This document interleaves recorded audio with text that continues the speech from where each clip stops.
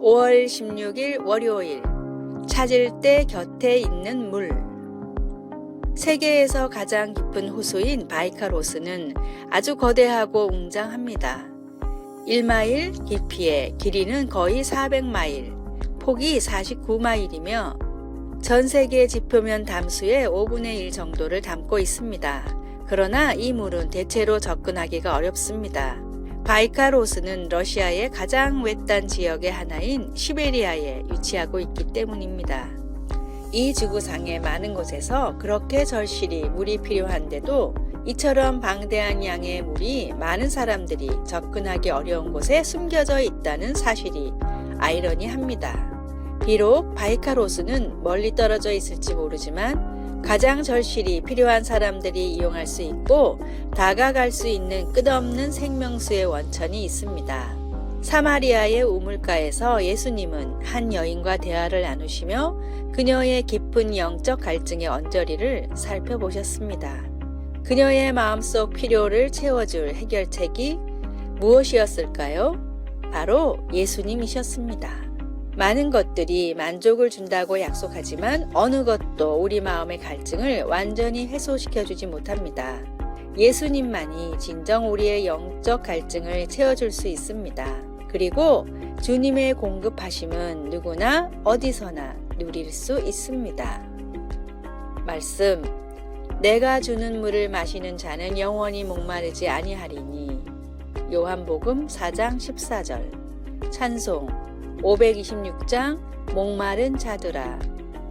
기도. 하나님, 생명을 주시고 삶의 목적과 의미를 주시니 감사합니다. 하나님과 당신의 사랑 안에서 진정한 만족을 찾을 수 있도록 가르쳐 주소서. 아멘.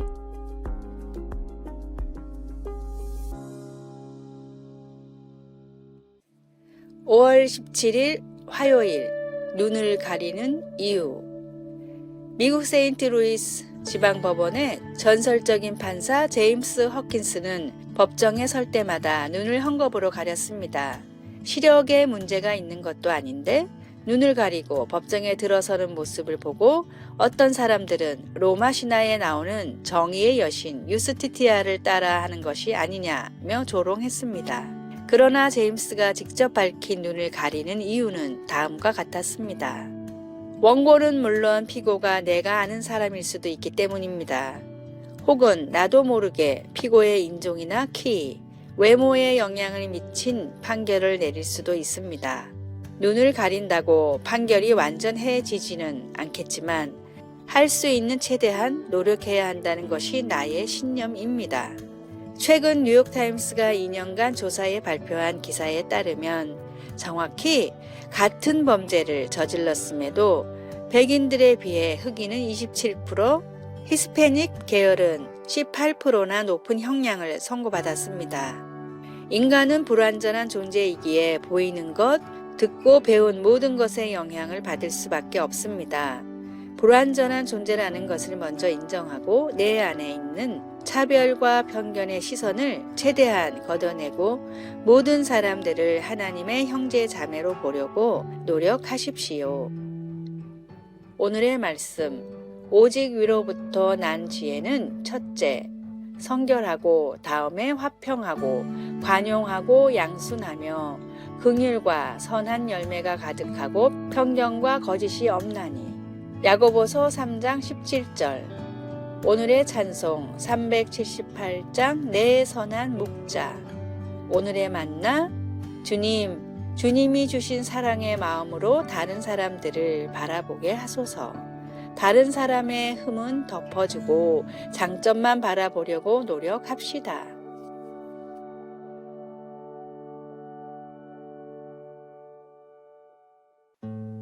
5월 18일 수요일. 계획을 세웠나요? 거의 18살의 청년 게이드는 자신의 제1지망 대학에 장학금을 받고 진학할 수 있으리라 기대하고 있었습니다.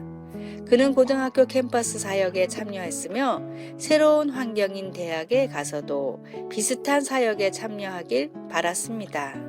그는 아르바이트로 돈을 모아왔고 새 일에서도 월등히 앞서 나갔습니다.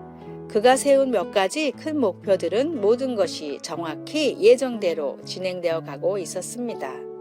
그런데 코로나19 위기가 이 모든 것을 바꾸어 놓았습니다. 학교에서는 게이든에게 첫 학기가 온라인으로 진행될 것 같다고 알려왔습니다. 캠퍼스 사역에 공백이 생겼습니다. 비즈니스가 문을 닫자 일자리에 대한 기대도 사라져 버렸습니다. 실망에 빠진 그에게 친구가 유명한 프로 권투 선수의 말을 넉살맞게 인용하며 말했습니다. 그래, 주먹으로 입을 얻어맞기 전까지는 누구에게나 계획이 있지.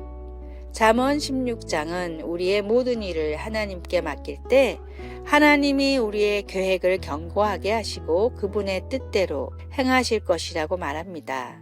그러나 진정한 현실은 어려울 수 있습니다. 그것은 우리의 길을 혼자 꾸려 나가겠다는 생각을 의도적으로 떨쳐버리고 하나님의 인도하심을 열린 마음으로 받아들여야 하기 때문입니다. 어떤 실망감으로 미래에 대한 계획을 바꾸었습니까? 오늘 하나님의 인도를 구하기 위해 무엇을 할 수 있을까요? 말씀. 사람이 마음으로 자기의 길을 계획할지라도 그의 걸음을 인도하시는 이는 여호와이시니라. 잠언 16장 9절. 찬송 384장 나의 갈 길 다 가도록. 기도. 하나님, 선하시고 신실하신 하나님이 제 발걸음을 확고히 해주실 것을 알고 실망 속에서도 하나님을 신뢰할 수 있도록 도와주소서. 아멘.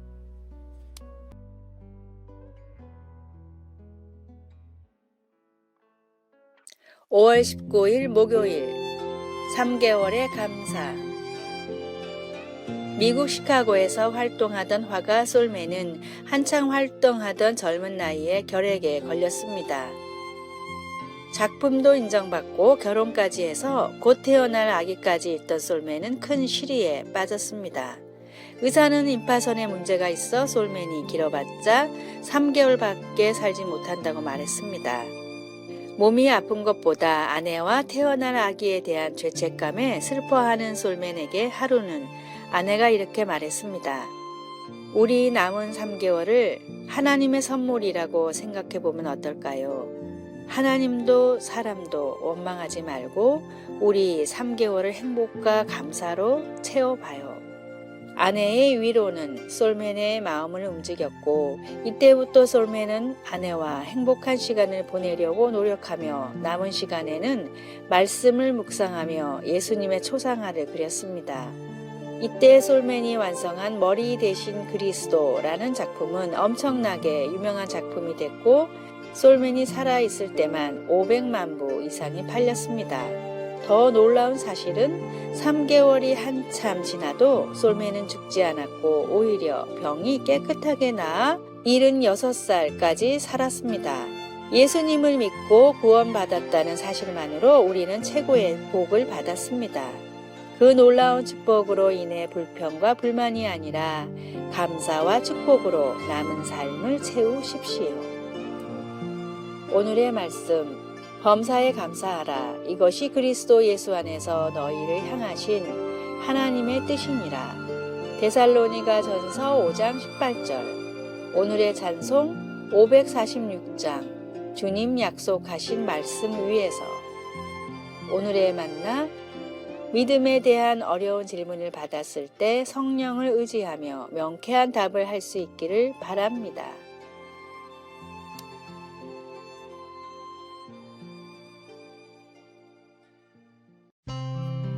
5월 20일 금요일 성경 말씀을 기반으로 정리한 7가지 지혜로운 대화 방법.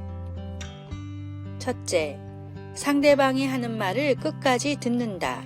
잠언 18장 13절. 상대방의 말을 듣는 것은 대화의 기본입니다. 둘째, 상대가 알아들을 수 있도록 말한다. 야고보서 1장 19절. 받아들일 수 있는 눈높이로 대화해야 받아들일 수 있습니다. 셋째, 사실을 부풀려 말하지 않는다. 골로새서 3장 9절. 사랑엔 거짓이 없습니다. 진실에 사랑을 더해 말하십시오. 넷째, 말다툼을 벌이지 않는다. 로마서 13장 13절. 성숙한 성도는 싸우지 않고도 의견을 조율할 수 있습니다. 다섯째, 부드럽고 친절하게 응대한다. 잠언 14장 29절, 15장 1절. 어떤 일이든 가시돋친 말이나 분을 품은 말을 사용하지 마십시오. 여섯째, 상대를 책망하거나 비판하지 않는다. 갈라디아서 6장 1절. 심령을 회복시키고 격려하는 말을 대화의 목적으로 삼으십시오.